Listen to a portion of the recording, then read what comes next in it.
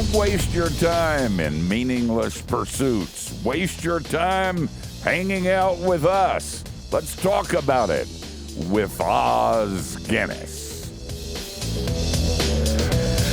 He's an old white guy, an author, broadcaster, and seminary professor who's sick of religion.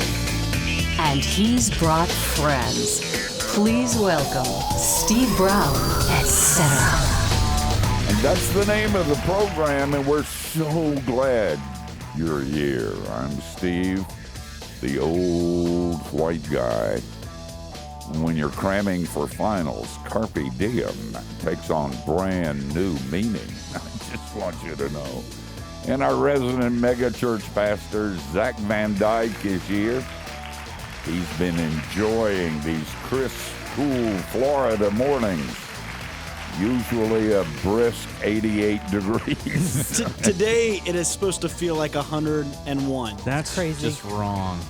Yeah. It's something Crazy. skewed. Maybe those global warming people Florida 101. are on to Mexico something. 101. Yeah. That's right.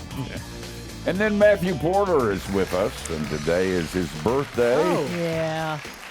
And my gift to you is, Matthew, I'm not going to sing happy All right. birthday to you. All right. Yes, you Not will. Be pretty. Later at the party. But I can sing quietly as others' voices take up the melody.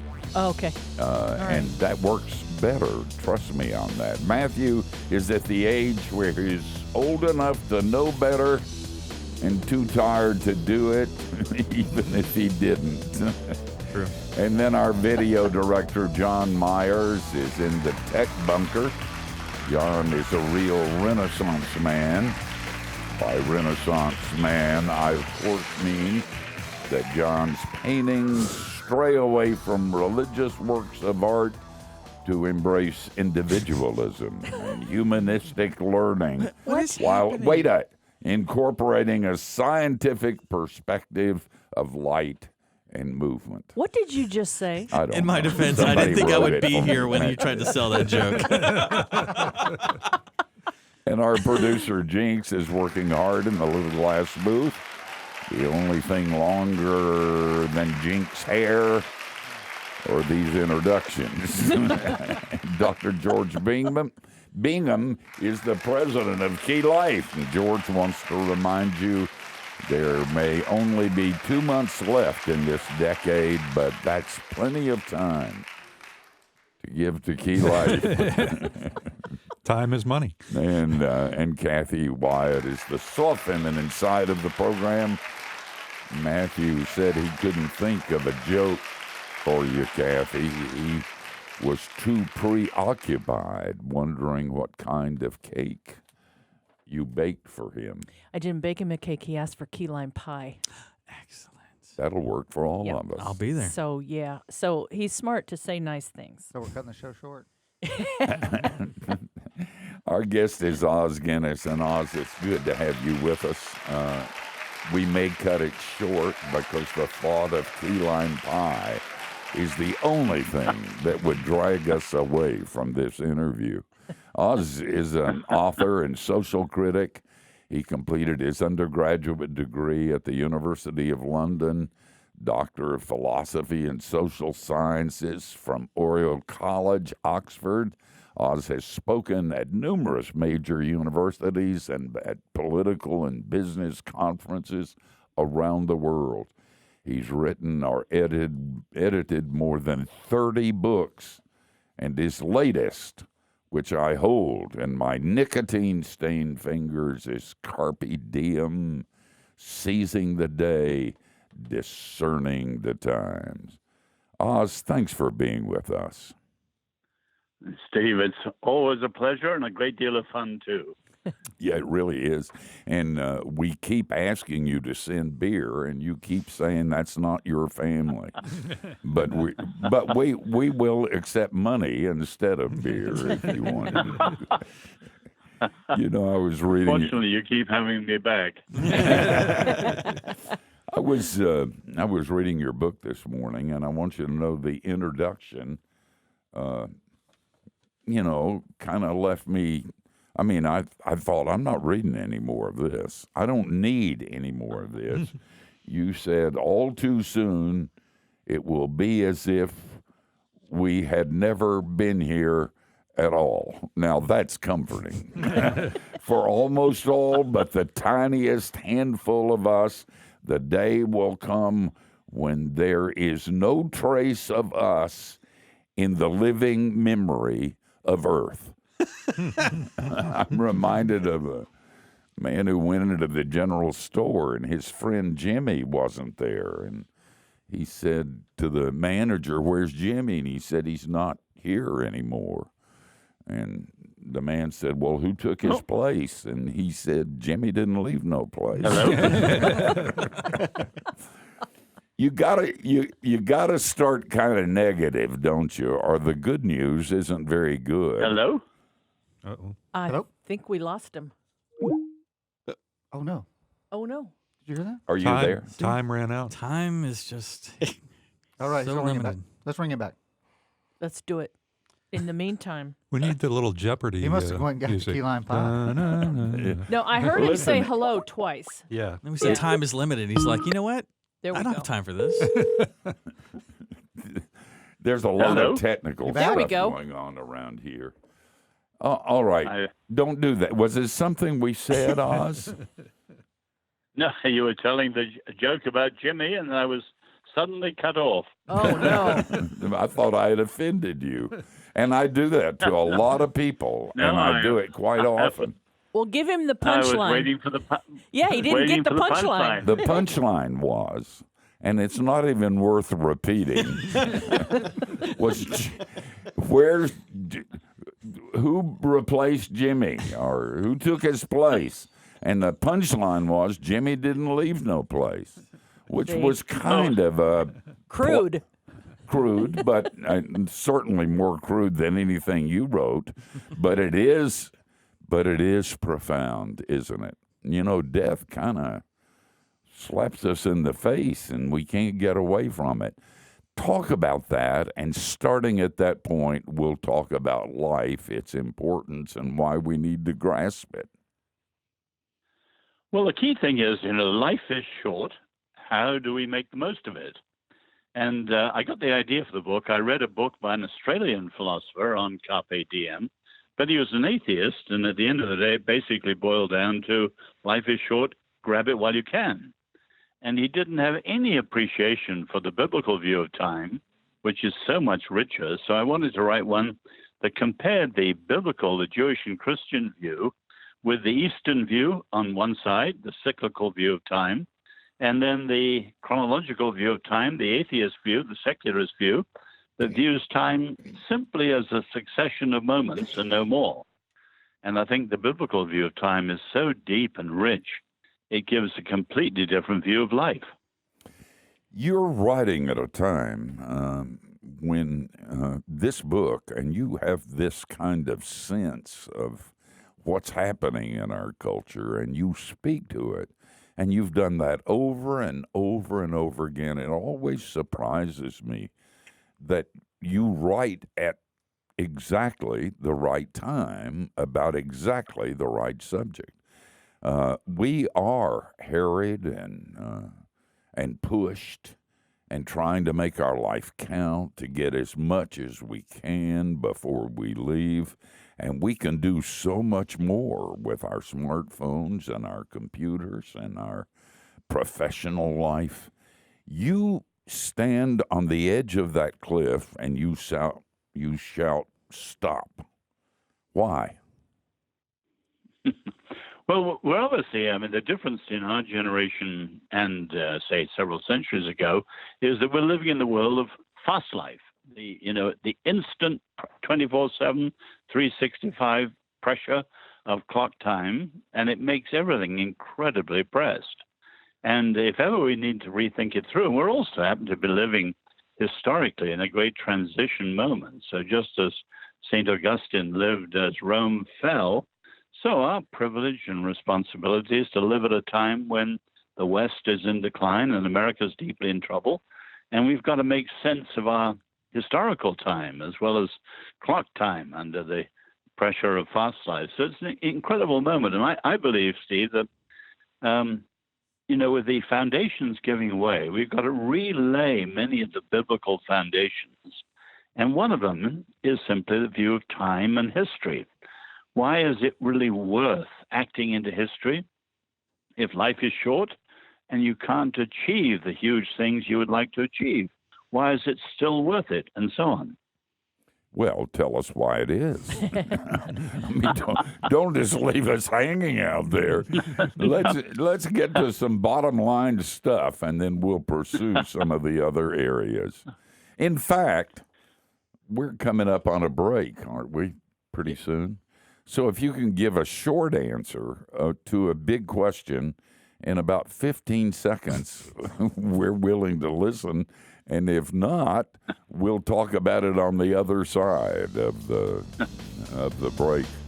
Because in order to maintain this pace, in order to make our lives count, in order to touch the world for Jesus, in order to accomplish all that we have to accomplish, in order to be important and significant in the world. You're not leaving him any time. He's not getting his 15 seconds. Well, it was more than I thought it was. And I'm trying to vamp here until we get to the place where we play the commercials and are able to pay for this thing. But we're coming back, so don't go anywhere.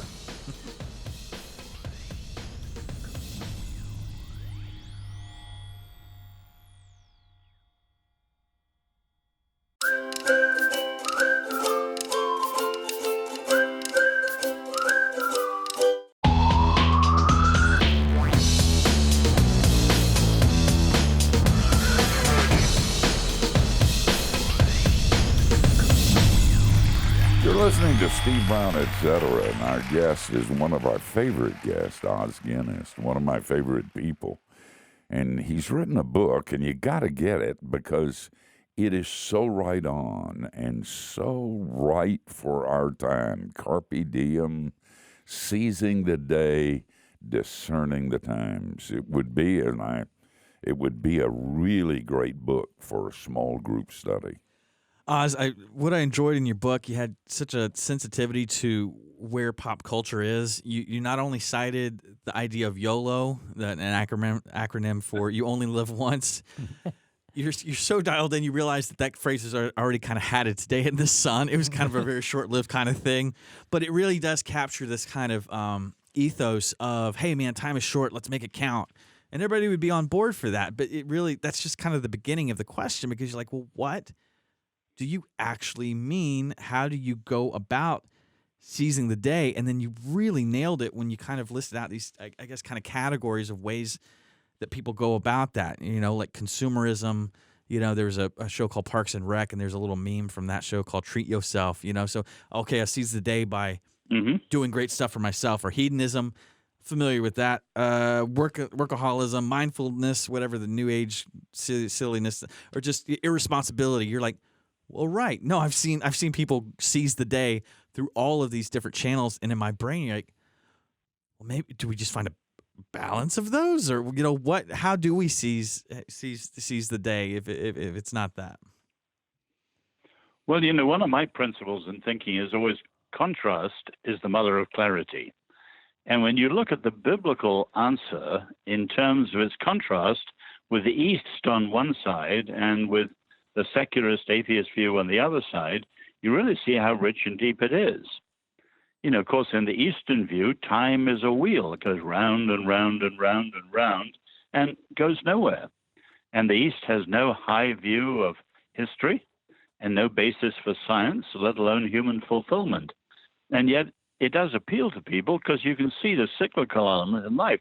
And we're just beginning the autumn, not you guys in Florida, but here in much of the rest of the country, you can see that summer ends, autumn begins, autumn ends, winter begins. There is a cycle, including our lives. We're born, we mature, we decline, we die. And so the cyclical is partly right, but the Eastern religions have projected that onto the universe itself. And you're left with a very strange view. And on the other hand, the atheist view is completely different too. You only have tick tock, tick tock, tick tock, absolutely no meaning at all in time, unless you want to impose your meaning on time. But since life is very short and we're hit by fast life today, that's an extremely difficult thing to do. And then you look at the biblical view that God is overall in history, is providence. So history's going somewhere, and time means something. And while we don't have control of history, as we come to know God and enter into his purposes for our lives, our calling, we become covenantal partners with him in making a difference in the world. And you have a very rich, rich view of time, which I just love when you see it by force of contrast. It's funny. I've always, obviously, reincarnation, unlimited lives. The Bible says that's nothing close to the truth. But I've always thought, there's so much I want to do. I would love to have unlimited time, just unending, and yet, from finance, from all sorts of different disciplines of life, if you have an unlimited supply of anything, it suddenly becomes devalued and a whole lot less meaningful. When something is limited supply, what makes something valuable? That it's rare and that there's not an unlimited supply of it. And so that really adds kind of that richness and meaningfulness to our time that we do have. No, you put it well. In other words, the fact that life is short gives it a frame and a perspective and an urgency. And that's actually terrific. There's a lot of discussion today with, say, in California with cryonics and life extension. They believe you might live for 1,000 years or 10,000 years maybe. And then as people speculate, if I can do tomorrow, I don't need to do anything today because I can do it in the next 100 years if I want. And you have an incredible increase in procrastination, people just putting it off and off and off. Whereas you can see that when you play in a football field, it's a certain length and no more.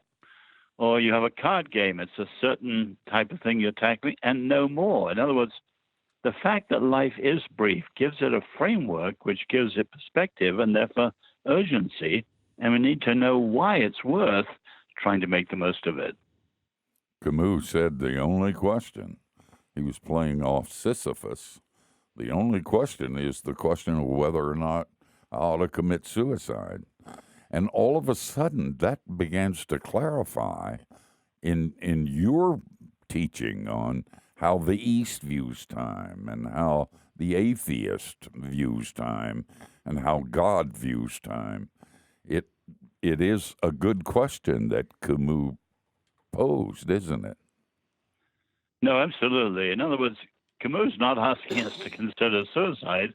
As you know well, Steve, what he's saying is the reason that stops you committing suicide expresses what your view of life is, meaning, purpose, and those who have a strong view of the will to life, they don't consider suicide. Now, of course, the tragedy in America today is that the rise of the incidence of suicide is astonishing.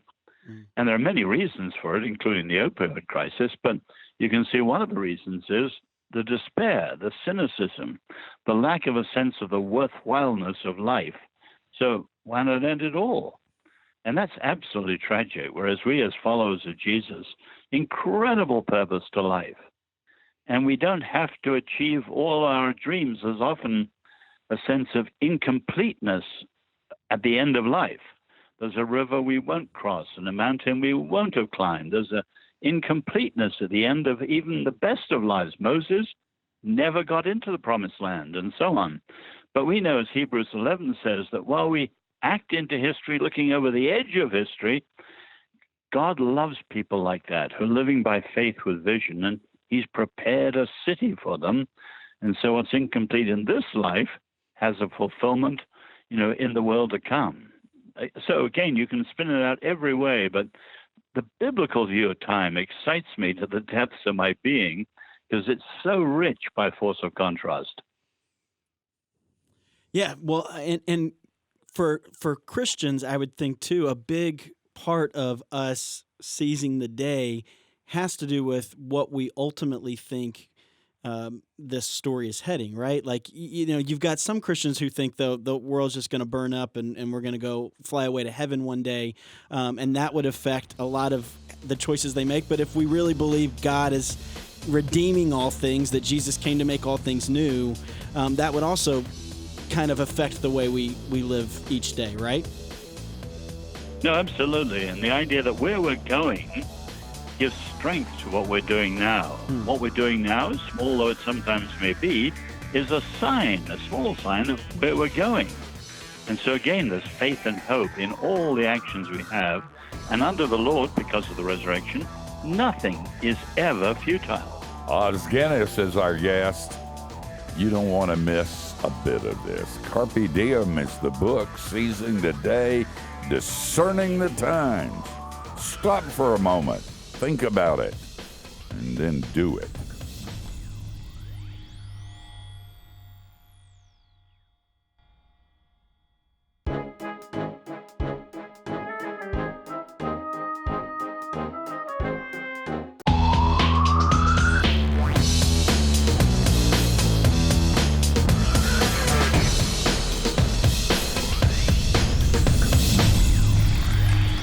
The name of the book is Carpe Diem, Redeemed. Seizing the day, discerning the times. I skipped the redeem part. That changes everything. Hey, Oz, on the other side of the break, I was trying to get in right before the commercial break, but as Christians, one of the things that really shapes us being able to take a redeemed look at Carpe Diem, at seizing the day, is what we ultimately think this is all heading towards, right? Like our picture of what will one day be, or how we understand the story ending, really does change our perspective on what it means to make the most of our place in history, of taking up causes. Like all of that is affected by whether or not we believe it's all going to just burn up one day, or Jesus really is going to redeem all things, right? No, you're exactly, you put it well. In other words, for us, the story is a real story with a beginning and an end, and it's meaningful. You can imagine someone plunged into a film in the middle, just for 5 minutes of it, trying to make sense of it. And in a way, that's the atheist view of the world. If you look at our little lives and our generation or whatever, what on earth does it all mean? One of the great thinkers on time, Mircea Eliade, he says, history has a terror if you just look at it like that, because we can't make sense of it. There are all sorts of things that are terribly wrong. But in the biblical view, from creation right through to the culmination of history, and, the word apocalypse, people think of that as some sort of catastrophe. But actually, the biblical word, as you know, means the unveiling.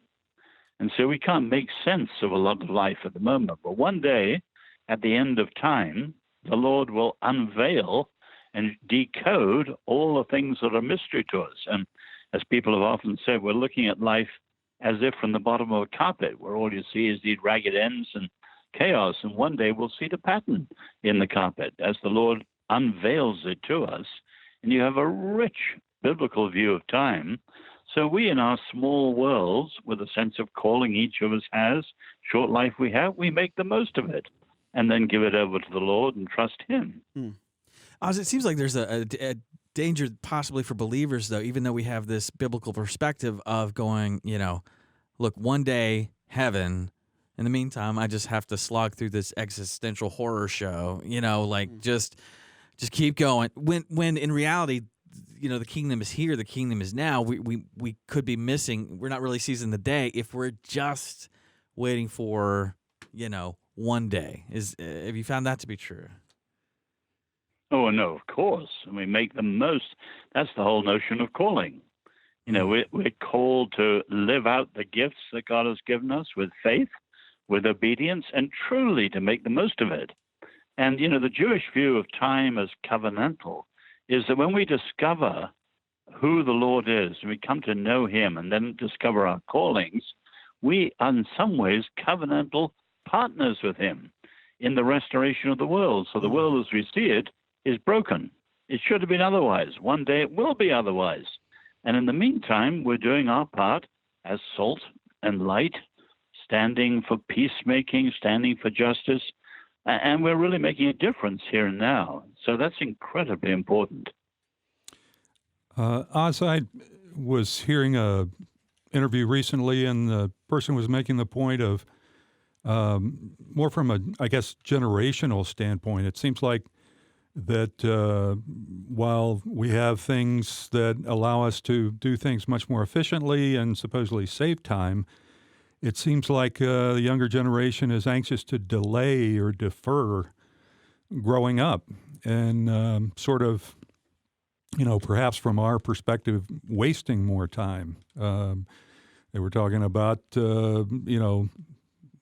half the people from compared to 40 years ago at age 25 already being married because they're still living in their parents' basement or something. So that sense of trying to take advantage of the time, it seems like we've really lost that, or we've put it in the category of, well, I've got the, quote, freedom to do what I want to do for this period of time, so I'll just extend that.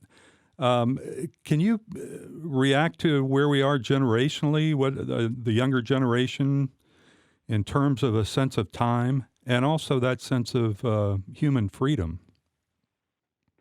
Well, lots of other factors, of course, and some people are living in their parents' basements because of the economic situation. But you're overall right. A feature of the modern world is the extended adolescence. It wasn't so long ago people were in their teens and working hard as adults, and they had to.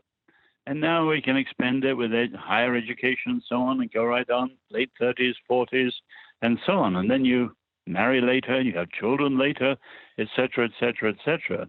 And you can see that is certainly a general trend in our culture. And I think not the best one. I mean, you can see all sorts of oddities of our culture, like the sexual freedom introduced in the 60s.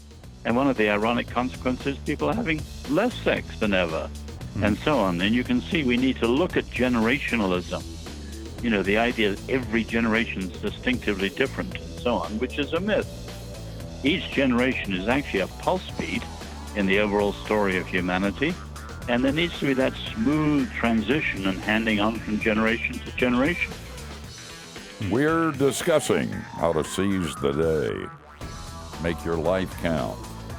I just want to make a comment on what he just said, though. I have 6 kids, so I That's all you can not do, less. man. Just want to point You out. need a bigger basement. And if they all come back and guys, we're going to back out. But like Jesus, we're coming back.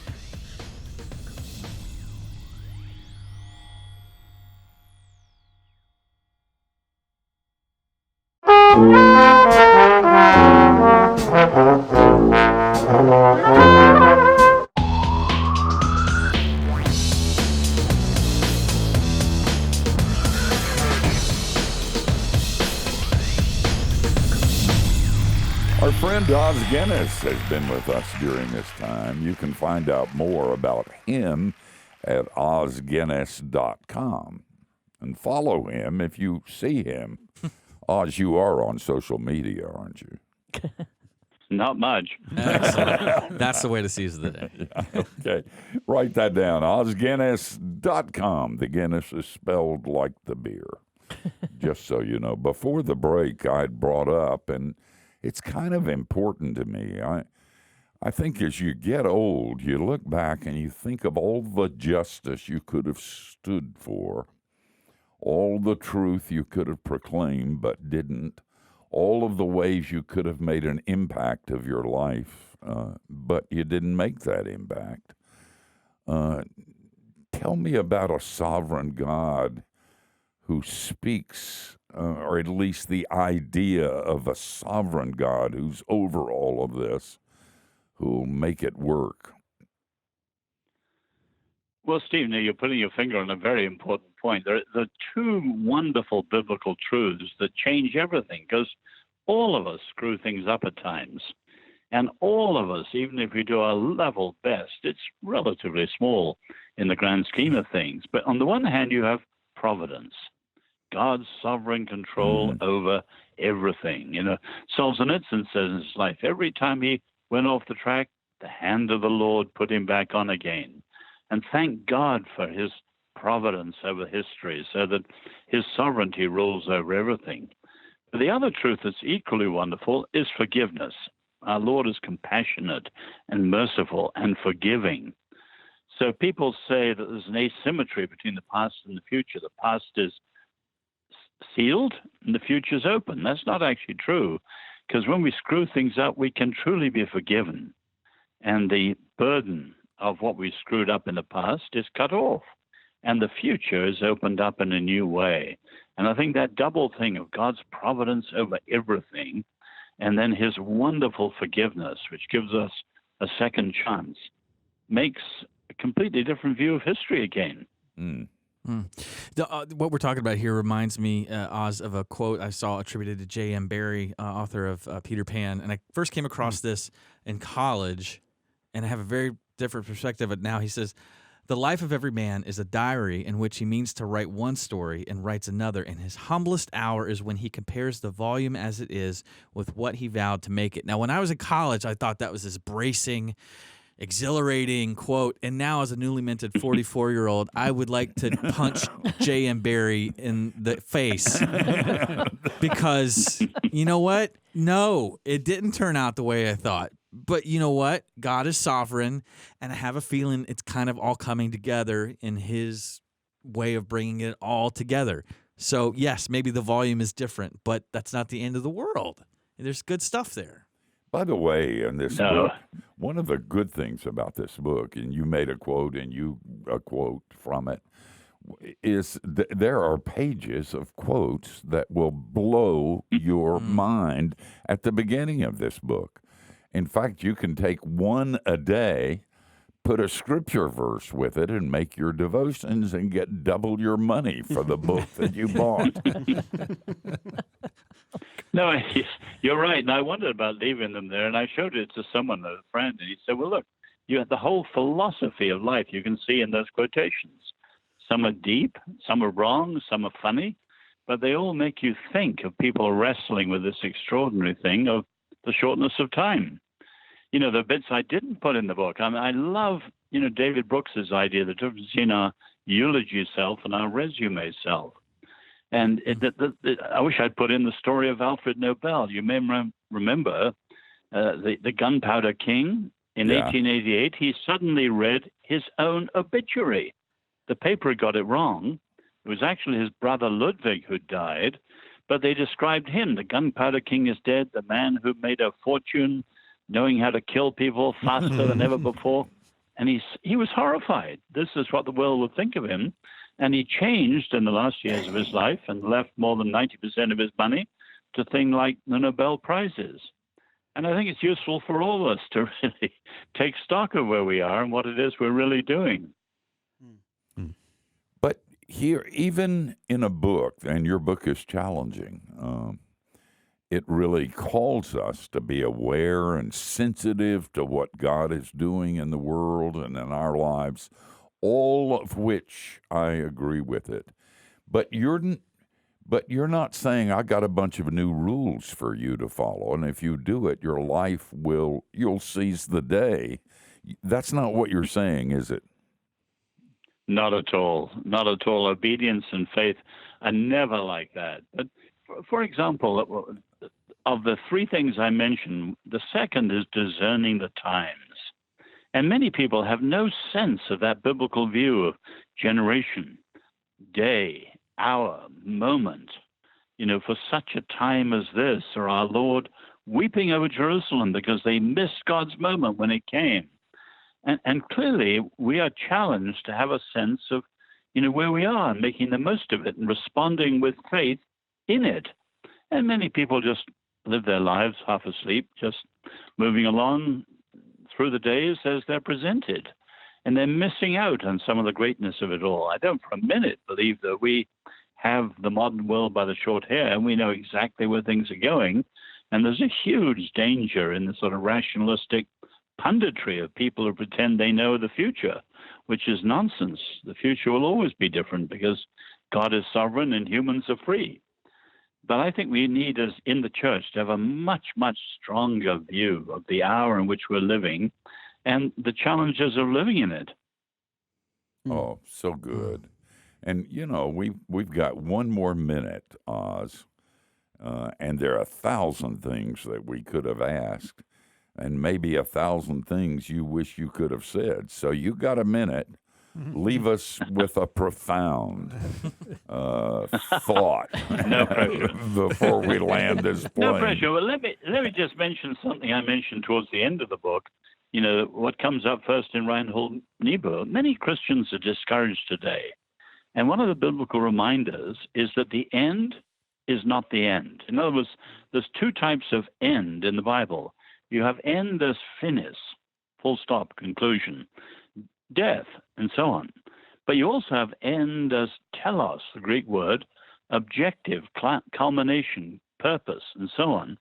And you can see that in every ending in the first sense, you have God's end in the second. So Rome collapsed, but the city of God endured, even when the city of man didn't. And we're people who are citizens of the city of God and his great purposes in history. So whatever's happening in our day, sometimes sad, sometimes disastrous, we should be people who remind ourselves of God's great ends in history. And one day, at the end of time, there will be a huge explanation of the higher end that the Lord's been working at all along. Oh, Oz, you're such a gift to the church and to us. And this book is a gift too. Carpe Diem, Redeemed, Seizing the Day, Discerning the Times. Get it, read it, think about it. It could change your life.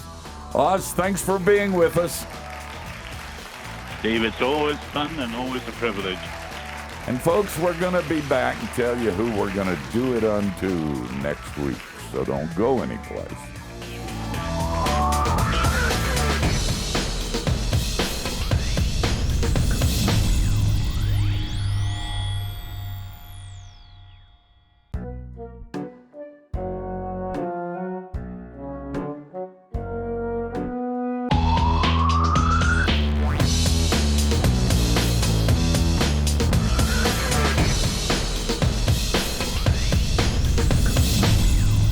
Great hour with Oz Guinness.